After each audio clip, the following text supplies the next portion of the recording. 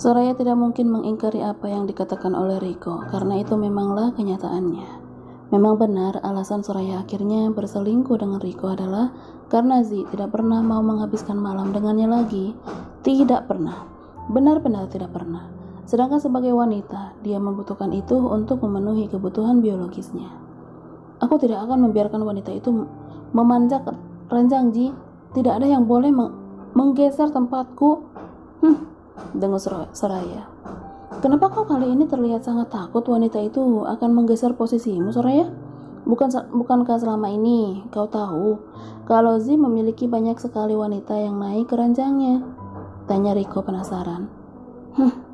Soraya tersenyum miring melihat minimnya pengetahuan Riko tentang Z. Riko, Z itu memang kelihatannya playboy dari luar. Kelihatannya dia gonta-ganti wanita untuk bersenang-senang, tapi asal kau tahu sayang, tidak ada satupun dari wanita perawan yang mencoba memanjat ranjang Z yang akhirnya benar-benar Z perawani, ujar Soraya. Akulah satu-satunya wanita yang benar-benar diperawanin oleh Z, tapi sayangnya hanya sekali itu saja, ungkap Soraya sambil membalikkan badannya dan mengalungkan tangannya ke leher Riko. Maksudmu? Riko benar-benar tidak paham dengan apa yang barusan dikatakan oleh Soraya. Ada banyak perawan yang naik ke ranjangnya Z, tapi tidak Z perawanin. Apa Tuan Z miliknya tidak dari kerutan-kerutan yang muncul di wajah tampan model muda itu? Soraya tahu Riko sangat penasaran. Tentu saja miliknya hidup dan sangat fantastik, jawab Soraya sambil mengingat pengalamannya bersama Z, walaupun sekali, tapi sangat berkesan. Bahkan, setelah sekian banyak mencicipi laki-laki selain Z, bagi Soraya Z tetap adalah juaranya. Z hanya melakukan play dengan mereka, dan saat mereka menginginkan Z, maka Z akan meninggalkan mereka begitu saja. Z sama sekali tidak melanjutkannya hingga ke step berikutnya, terang Soraya. Wow, Riko bahkan sampai terkejut mengetahui fakta ini. Aku sungguh tidak menyangka kalau hal seperti ini yang sebenarnya terjadi, tukas Riko. Tapi bagaimana kau tahu akan hal ini, Soraya? Tanya Riko lagi. Kau kira aku ini wanita yang bodoh yang akan membiarkan wanita jalan lain memanjat ranjang kekasihku? Ujar Soraya sinis. Setiap wanita yang naik ke ranjang Z selalu aku interogasi dan jawaban mereka sama-sama hampir berhasil menggait Z, tapi hasilnya zero, tawa Soraya. Lalu wanita yang di video itu, tiba-tiba Riko teringat wanita yang dicium oleh Z di dalam video. Aku sedikit curiga dengan wanita itu, wajah dan bodinya hampir mirip dengan Anggia. Aku ragu Z terpikat kepadanya karena dia mirip dengan Anggia, mantan istri Z. Kalau benar begitu, maka wanita itu benar-benar akan menjadi saingan terberatku setelah mantan istri Z yang asli tentunya. Tanpa sengaja Soraya menceritakan tentang pernikahan Z kepada Riko. Jadi, Tuan Z pernah menikah? Tanya Riko sambil menyelam minuman air susu. Kini tangannya sudah menggerayangi bagian atas Soraya. Soraya mendesak akibat tangan Riko yang tidak mau diam itu. Ya, Z memang pernah menikah dengan wanita yang bernama Anggia, tapi aku tidak bisa mengatakan kepadamu mengapa akhirnya mereka bercerai, jawab Soraya. Hei, hentikan. Aku tidak sedang berhasrat melakukan itu, Riko. Tiba-tiba Soraya menghentikan aksi Riko yang mulai turun ke bawah. Kenapa? Tanya Riko dengan matanya yang sudah mulai sayu. Aku harus menyusul Z ke pestanya Pak Randy. Aku curiga, jangan-jangan Z karena tidak bisa membawaku ke pesta itu, maka dia membawa sekretarisnya itu. Aku tidak akan membiarkan sumber kekayaanku direbut oleh wanita itu. Aku harus segera bersiap sekarang. Soraya melepaskan tangan Riko. Lalu, kau akan meninggalkanku dalam keadaan seperti ini? Ayolah Soraya, aku akan sangat tersiksa jika kau tinggal aku dalam keadaan seperti ini, rengek Riko kepada Soraya. Kau main solo saja Riko, aku benar-benar harus buru-buru mengalahlah sedikit. Kalau tidak, maka kita tidak akan pernah lagi dapat menikmati fasilitas yang aku dapatkan dari Z. Soraya tetap tidak memperdulikan Riko yang sedang. Soraya menelpon Friendly untuk memastikan apakah Z telah sampai di tempat Friendly atau belum. Soraya juga meminta Friendly untuk tidak mengatakan pada Z bahwa Soraya menelpon dan berencana untuk menyusul Z ke pesta koktail itu. Raya pun melangkah dengan santai keluar rumah. Bukankah Z tidak ada melarangnya untuk keluar dari kediamannya ini? Dan Z pun pagi-pagi sekali sudah pergi bersama Ansel. Raya yakin saat ini Z pasti dalam perjalanan ke villanya Friendly. Raya memesan jasa kendaraan online untuk mengantarkannya ke villanya Friendly. Tidak lupa Raya membawa undangan yang Friendly berikan. Tapi satu hal yang lupa Raya lakukan ialah membaca dengan seksama undangan itu. Raya benar-benar tidak tahu kalau pesta itu akan berlangsung 2 hari dan setiap undangan terselip nomor kamar mereka di villa. Raya pun keluar dari gerbang kediaman Z tanpa tahu kalau dirinya kini telah diawasi oleh orang-orang suruhan Z. Cepat kabari Tuan Z kalau Nyonya keluar dari rumah. Salah satu bodyguardnya diperintahkan oleh Z untuk mengawasi sekaligus melindungi Raya. Ponsel Tuan Z tidak aktif, Jai, ujar Max, bodyguard yang lainnya. Apakah orang-orang kita masih ada yang standby di depan gerbang? Tanya Zai kepada Max. Iya, ada 2 mobil yang standby saat ini di depan gerbang, jawab Max. Kalau begitu, minta mereka mengikuti Nyonya. Aku akan mengikuti mereka dari belakang. Sementara kau tetap di mansion untuk mengawasi Tuan Dennis. Semalam Tuan Z mengatakan untuk melaporkan gerak-gerik Tuan Dennis dari hari ini, tugas Jai. Tapi ponsel Tuan Z saja mati. Kalau kedua orang ini pergi terlalu jauh, bagaimana kita akan melaporkannya dengan Tuan Z? Ujar Max. Kirimi saja teks ke Tuan Z. Aku yakin Tuan Z pasti akan segera mengaktifkan ponselnya kembali, kata Zai, yang kemudian mengambil mobilnya yang terparkir di tempat parkir para pekerja di mansion itu. Jika Raya tidak tahu kalau dia diawasi, maka itu berbeda dengan Dennis. Dia sangat tahu kalau kakaknya tidak akan pernah mengalihkan matanya dari segala gerak-gerik Dennis. Aku tetap akan datang ke pesta itu bagaimanapun caranya, tugas Dennis, yang asik berbolak-balik di dalam kamarnya sambil mengintip ke halaman mansion mereka dari jendela. Terlihat lengang, tapi jangan kira aku tidak tahu. Ada banyak CCTV hidup di luar sana yang tugasnya tidak hanya memperhatikan kondisi sekeliling, tapi juga dapat memberikan laporan. Bahkan CCTV ini dapat mengejar dan membawa pulang orang yang ditargetkan. Sewaktu melihat ke bawah, Denny sempat melihat Raya yang juga keluar dari mansion itu menggunakan taksi online. Kakak ipar mau kemana? Apa dia tidak sadar kalau ada banyak bodyguard kaji yang mengawasinya? Ujar Denny sambil mengkerucutkan bibirnya. Ngapain aku mikirin kakak ipar? Yang terpenting itu sebenarnya adalah diriku. Bagaimana caranya aku meninggalkan mansion ini tanpa diketahui Kak Kaji? Dennis terus berpikir, memang untuk hal-hal tidak berguna, tidak berfaedah seperti ini, otak Dennis yang encer di bidang akademik tidak bisa diandalkan. Ada agaknya sekitar 15 menitan Dennis merenung. Sebuah ide pun terilhami di otaknya yang belum tercemar itu. Dennis segera mengambil ponselnya dan menelpon teman-temannya untuk berpura-pura menjadi teknisi AC guna dapat membantu Dennis keluar dari mansion ini. Jangan pernah coba adu pintar denganmu, Kazi. Kau pasti akan kalah berhadapan dengan adikmu ini. Dennis menarik salah satu sudut bibirnya hingga lesung pipinan indah muncul di wajahnya. Singkat cerita, Raya dan Dennis saat ini sudah berada di villa milik Friendly. Hanya saja jam kedatangan mereka yang berbeda. Boleh aku lihat undanganmu, Nona?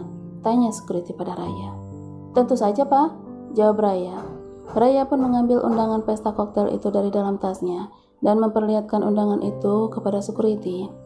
Silahkan masuk, Nona, dan langsung saja tunjukkan undanganmu ini kepada petugas berbaju merah itu agar dia dapat menunjukkan di mana kamarmu, ujar si security. Kamar? Seru Raya dalam hati.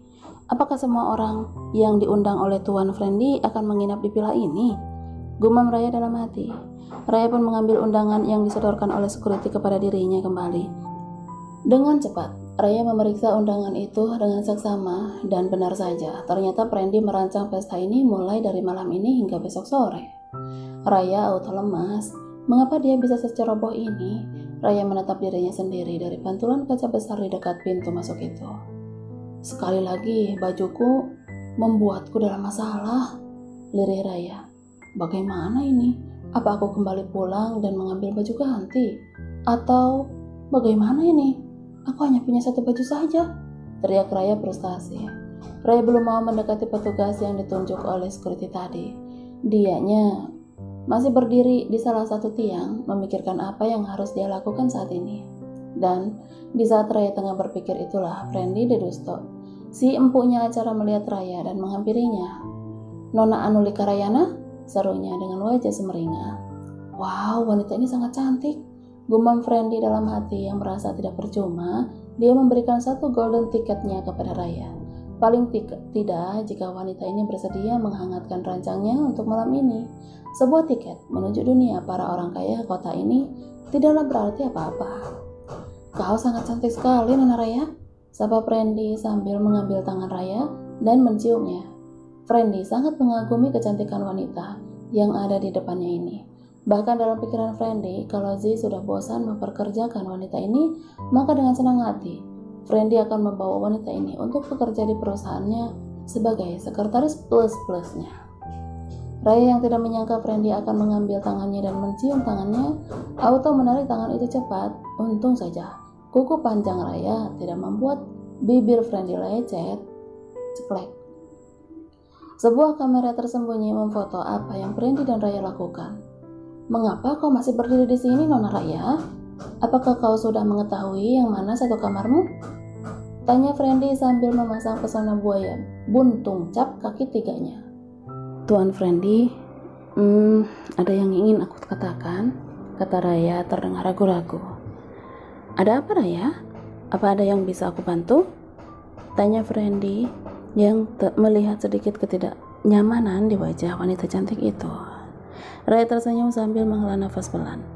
"Aku malu mengatakannya. Mungkin kau akan mengatakan kalau aku tidak teliti dan sebagainya, tapi..." Raya berhenti bicara sesaat dan menatap wajah Friendly sambil menggigit bawah, yang tanpa sadar membuat Friendly tambah terpesona dengan Raya. "Aku tidak tahu kalau pesta ini akan berlangsung hingga besok," ucap Raya sambil berbisik. "Astaga, benarkah?" gumam Friendly melebih-lebihkan reaksinya. Begitulah," ujar Raya lemah. "Kau jangan tidak bersemangat seperti itu, Nona cantik. Kalau masalahmu hanya sebatas pakaian, maka aku akan menjadi ibu perimu untuk hari ini hingga besok," seloroh Friendly sambil memutar-mutar tangannya ala ibu peri. "Kau ini sungguh sangat lucu, Tuan Friendly," seru Raya sambil geleng-geleng. "Benarkah?" tanya Friendly kepada Raya. Friendly merasa Raya sepertinya akan dengan mudah jatuh ke dalam pelukannya. "Dia benar-benar sangat jinak," seru Friendly dalam hati. "Jadi bagaimana? Kau bersedia menerima bantuan dariku?" ulang Friendly bertanya. Karena aku tidak ada pilihan lain, so jawaban aku iya, tapi ini gratisan, Tuan Friendly," tanya Raya memastikan Raya tidak mau ada embel-embel lain setelah dia menerima uluran tangan dari Friendly. "Wah, kau sangat curigaan, Nona Anulika Rayana?" tukas Friendly yang tidak menyangka Raya akan bertanya seperti itu kepadanya. "Iya, aku tidak mau terjerat sesuatu," sebut Raya dengan menatap lekat ke mata Friendly. Tentu saja ini semua tulus dariku untukmu, Nona Anulika Rayana. Anggap ini sebagai gift dariku sebab kau telah bersedia datang ke villaku untuk memenuhi undanganku," ujar Friendly.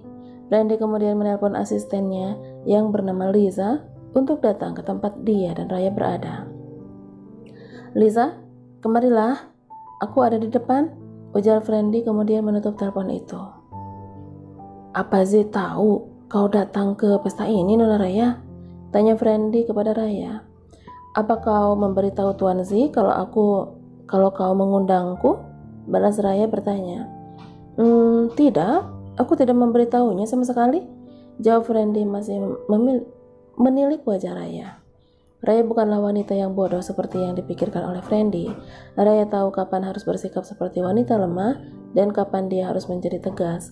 Meskipun dia tidak mengetahui bahwa darah seseorang mafia mengalir di tubuhnya, tapi karakter sang ayah tertanam kuat dalam diri Raya. "Jadi, Z tidak tahu kau datang ke pesta ini?" Tanya Friendly sekali lagi untuk memastikan sesuatu. Raya mengerlingkan matanya malas. Apakah ada persyaratan seperti itu di dalam undangan ini?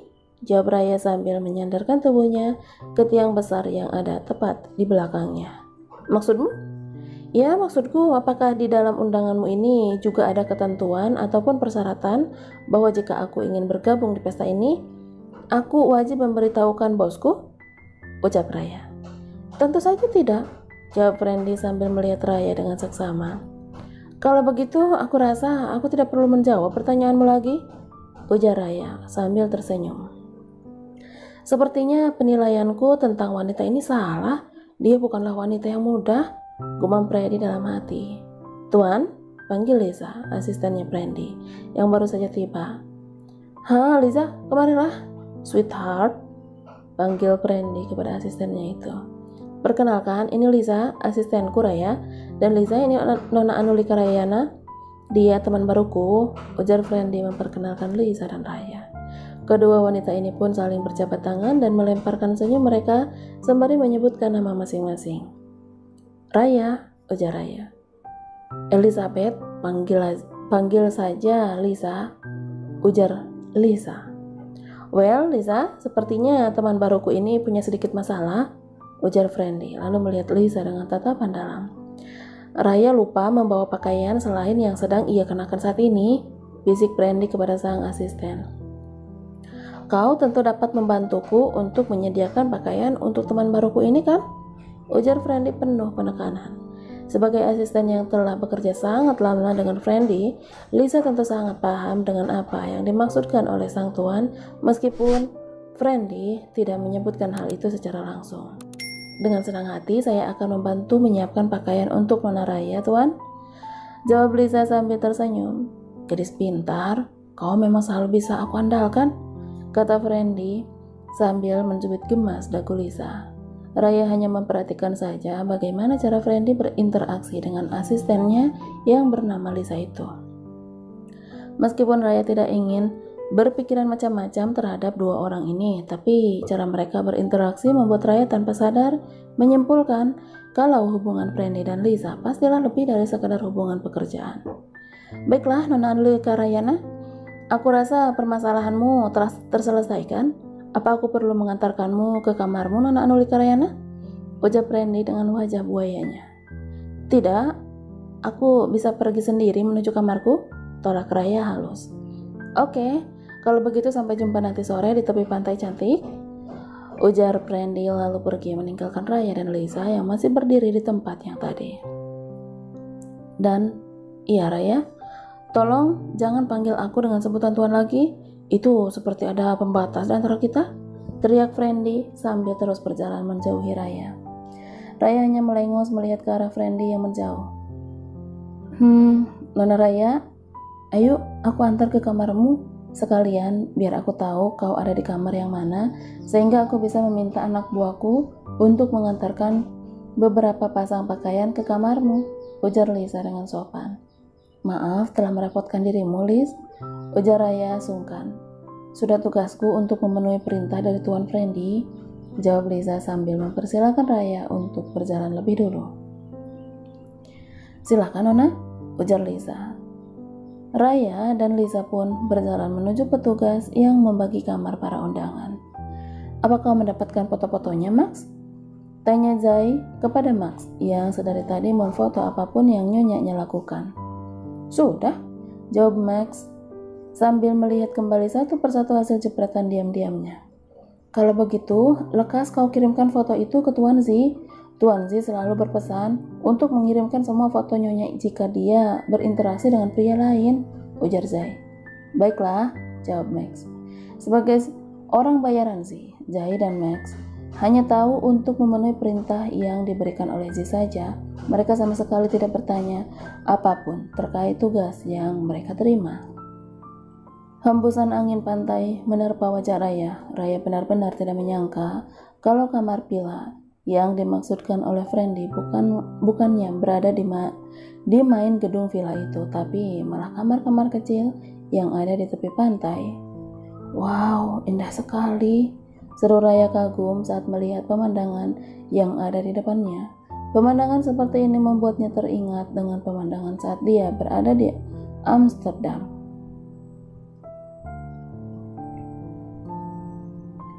Baiklah Nona Raya, sebentar lagi akan ada anak buahku yang akan mengantarkan beberapa pakaian untukmu ke kamarmu ini.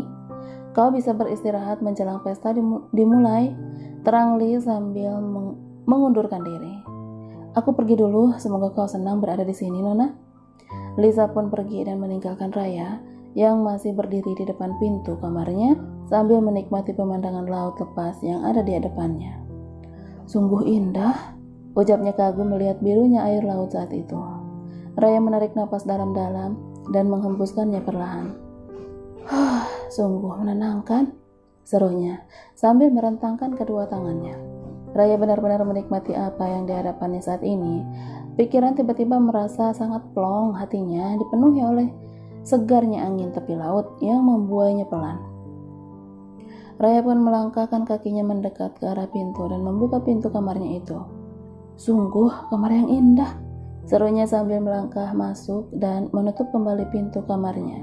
Tidak lupa Raya pun mengunci pintu kamar itu dari dalam. Raya meletakkan tasnya di atas lemari kecil yang ada di depan tempat tidur berlampu putih itu. Sungguh pengaturan yang estetik sekali. Raya pun berjalan menuju arah depan kamarnya yang ternyata menyajikan pemandangan lepas pantai yang sungguh indah. Raya mendudukkan dirinya di salah satu kursi yang menghadap ke lautan lepas di hadapannya. Sudah lama aku tidak liburan seperti ini, ujarnya pelan sambil memejamkan matanya. Ya, semenjak kedua orang tuanya bangkrut, Raya memang tidak pernah lagi pergi-pergi liburan. Dalam pikirannya dia harus giat bekerja untuk menghasilkan uang serta wajib berhemat. Itulah mengapa Raya merasa sangat senang saat melihat apa yang ada di hadapannya saat ini.